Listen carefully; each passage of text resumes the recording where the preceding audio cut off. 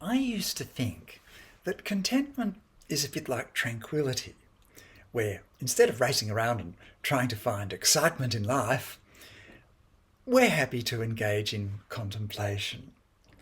I used to identify a lack of contentment with needy expenditure, and so consumer culture, styled in the interests of capital, doesn't want you to be contented. The economy would collapse without marketing to your every insecurity to make you a bit discontented. I still think that political angle on the topic has a lot of truth in it. But with weight training, I now see contentment in different terms. Weight training has given me a new perspective on contentment because the issue isn't material assets that you're contented with or not, nor a geographical location in the world that you're contented with or not. Instead, it's about levels of activity that you're contented with or not. Are you contented with 5 reps? Or should you try for 6?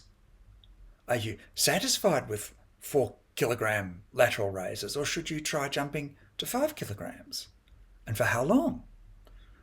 What would you be contented with? Potentially, you could be so contented that you wouldn't see the need for any exercise at all.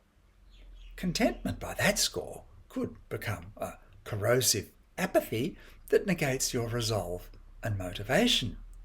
Why, if you're so contented, would you make yourself uncomfortable?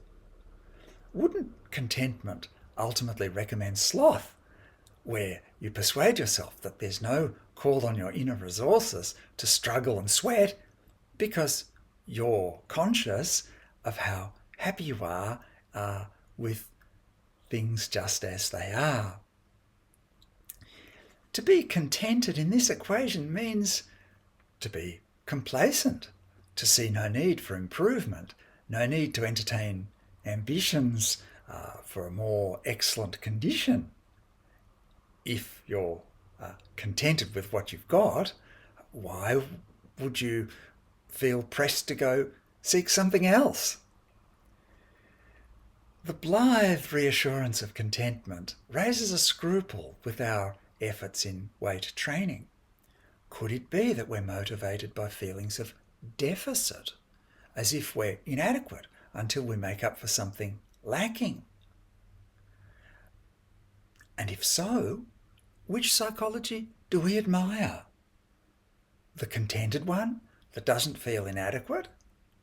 Or the unsettled one that worries about such things and strives furiously to rectify them? You can see weight training as a paradigm with its symbolic spread of options from the laziest to the most zealous, and where volition and deontology are challenged in essence.